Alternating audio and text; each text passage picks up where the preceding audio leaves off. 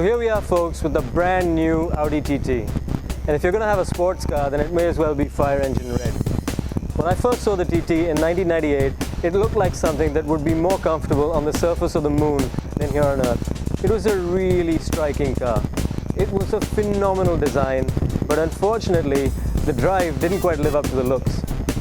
The second gen was a lot more hardcore, but frankly, it was a little too much. On the road, it was absolutely backbreaking. This one though, for the short period that I've had the car, has been absolutely fantastic on the road. If you wanted to drive like a regular sedan, it's happy to comply. Now, however, we're at the BIC, and we're here to see if it drives half as well as it looks. This is the litmus test. So let's get on the track and find out.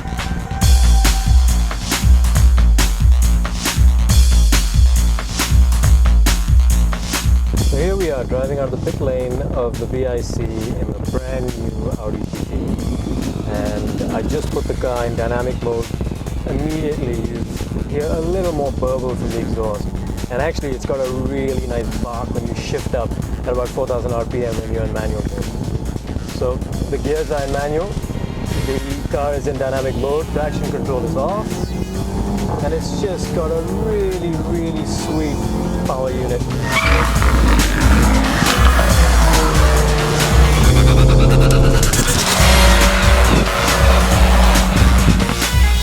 So it's got a 2-liter turbocharged unit that produces about 227 horsepower.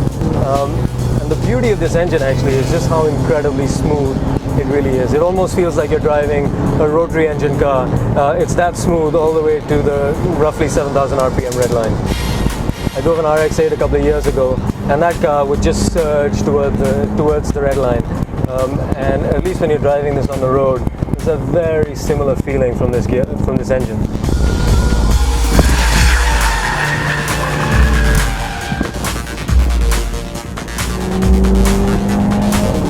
The exhaust is nicely throaty. The gear shifts are absolutely instant. I love this 6-speed dual clutch gearbox. Turn in is really sharp. In fact, when you're driving it on the road, you turn in and then you have to unwind the steering wheel because it's so incredibly sharp. I mean, it's not the most communicative steering in the world, but none of the Audis are. It's just incredibly sharp, incredibly precise, incredibly direct. And that's what you want from a sports car. And this is where you want to be driving a sports car. And this is the way in which you want to be driving it too. I've got quattro all-wheel drive that's giving me a little bit of extra grip. There's no drama, nothing whatsoever. A little bit of understeer, and then all 4 tires grip and just go. It's not crazy amounts of power by any stretch, but it does feel lighter and a little more lit than the previous generation. The body shell is about 50 kilos lighter. There's a lot of aluminium in this car to keep it as light and as chuckable as possible.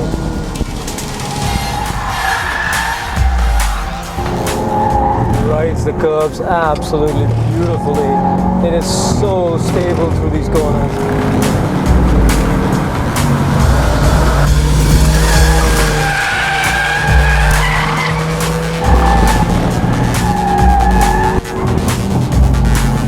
Even if it drifts, it's just the mildest 4-wheel drift mid-corner and the mildest understeer when you're driving into the corner. Just balance the car a little bit with the brakes and it turns in really, really sharp. Turn 3 is normally a tough corner to find the absolute right line and find the apex because visibility, especially in sports cars, is not very good. In this car, it's fantastic. And like I said, it's just really easy to point and just surge in the absolute direction that you want to.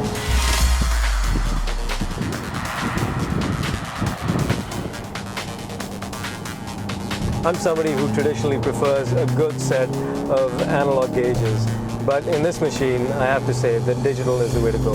And if this is the way forward, then count me in, because these are an incredibly great set of gauges. They're very informative, very clear, again customizable, so you can have the gauges bigger or smaller. You can have other information in here which gives you everything from navigation to Bluetooth to telephone to radio to the works. you have the AC controls that are set within the actual vents themselves. But I mean, the beauty is that it is really functional. Everything is intuitive. Everything is right where you want it. It's within arm's reach. Sure, your significant other may not have a screen to stare at and may not be able to play DJ while you're in the car. But I think that's a small sacrifice to make, because this is an absolutely stunning cabin. And if this car looks so good and the cabin is so fantastic and it's really so usable, then I would really like to try out the brand new R8. Because if this is a sign of things to come, then the new R8 is going to be even more special than the previous generation.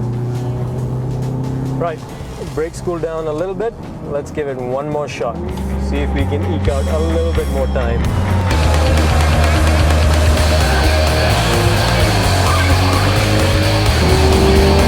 So chuckable too. The car just responds to every input on the steering wheel.